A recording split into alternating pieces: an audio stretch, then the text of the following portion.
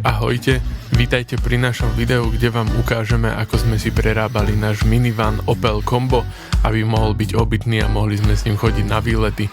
Prerábali sme ho tak, aby sme ho vedeli dať aj do pôvodného stavu a znovu v ňom prenášať veci, takže nie je nijak zateplené a nechodíme s ním proste tam, kde je veľká zima. Ako prvé sme dávali strešné okno kvôli tomu, aby tam išiel nejaký vzduch, keď budeme vnútri spať, predsa len je to menší priestor, nie je to obrovská dodávka, tak aby sa tam dalo dýchať. Okno je iba jednoducho zalepené mamutom a silikón dokola, aby to tam nepretekalo, vydržalo to dvojdňový lejak, takže je to všetko super. Na to, aby som mohol dať preč deliacu stenu, som musel najprv odmontovať podlahu. Samozrejme, že tá pôjde naspäť, je super, že tam je, lebo keďže auto nebude zateplené ani nijak obloženie robené, tak je super, že tam je taká tvrdšia rovina a nie vlastne iba ten čistý plech. Dával som preč aj deliacu stenu, hlavne kvôli tomu, aby sme sa vedeli v noci zamknúť, lebo auto sa dá zamknúť iba tak, že sa zaklapne kľúka otvárania dverí vpredu, takže aby sme sa tam nejako dostali.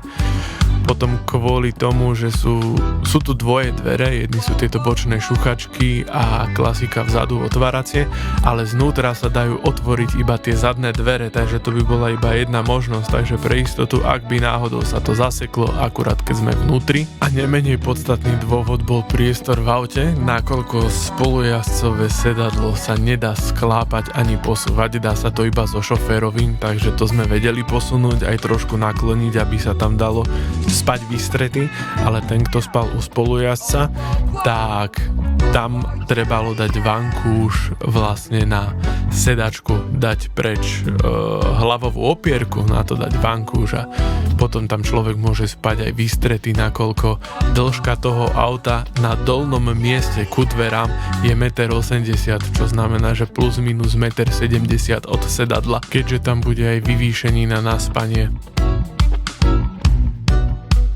Na tejto stene bolo dosť spomalenie, keď som ju dával prvýkrát preč, že všetky tie šrouby boli zaliaté v takej gume, takže som to musel najprv nejako oškrabať, aby som sa dostal k tomu šroubu a až následne potom som to vedel odtiaľ vyskrutkovať.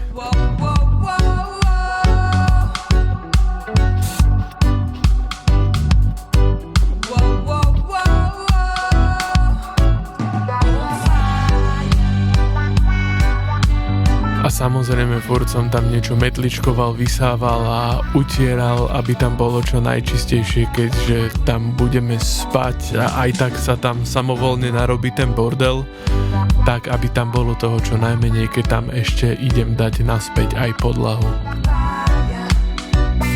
Inak metlička na videu bola môj obľúbený nástroj, ktorý som používal každé ráno, keď sme boli na cestách.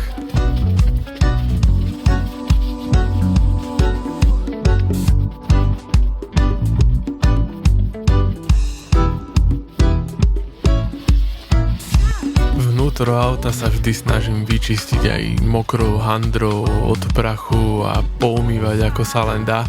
Taktiež keď je už celé hotové, tak potom s ním idem na vapku a umyť ho aj zvonka, nech fakt čo najmenej bordelu sa dostane donútra.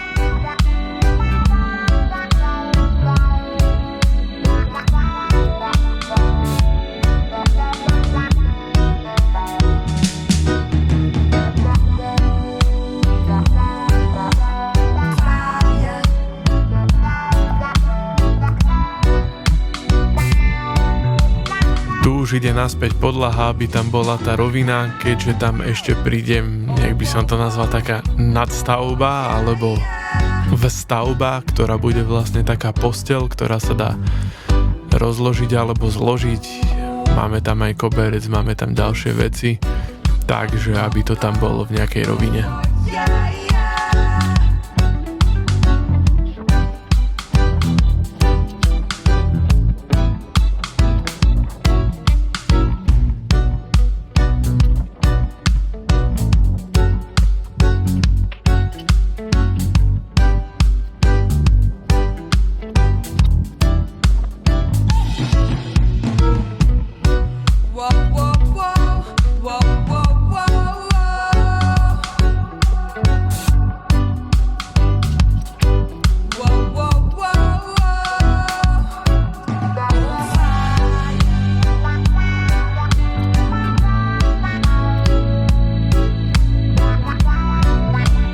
namiesto deliacej steny sme dali takýto záves, ktorý sme skrátili a z vonkajšej strany je čierny, takže ono večer, alebo keď sa tak z väčšej diaľky pozeráte, ani nejako není vidno, že to je len záves a že by sa mohlo vzadu bývať, čo je celkom fajn.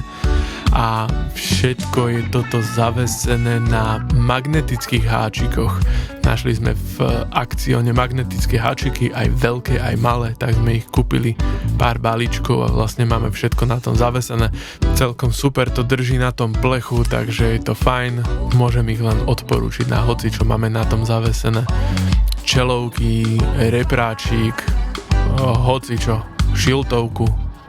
Určite použiť aj svetielka, okrem toho, že to je pekné, tak to je aj praktické, nakoľko sa dá v pohode pri tom svetle čítať a nesvieti to extrémne na celú kabínu a taktiež ani zvonku není nejako strašne vidieť, že by sa tam vôbec svietilo, predsa len ten záves úplne není až po okraje, ale naposledy som použil suchý zips, aby sa to dalo vlastne prilepiť o ten rám, takže už je to také lepšie.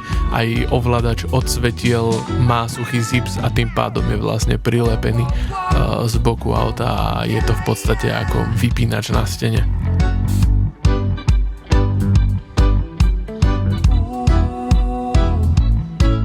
Po dlhšom hľadaní sme si konečne zohnali aj organizér, ktorý by sa nám ako tak páčil, aj v podstate takto sme si ho predstavovali, nakoľko pri poslednej ceste sme mali veci po ruksakoch po zemi všade a takto všetko to, čo potrebujeme, tak máme zavesené a je to tam po ruke.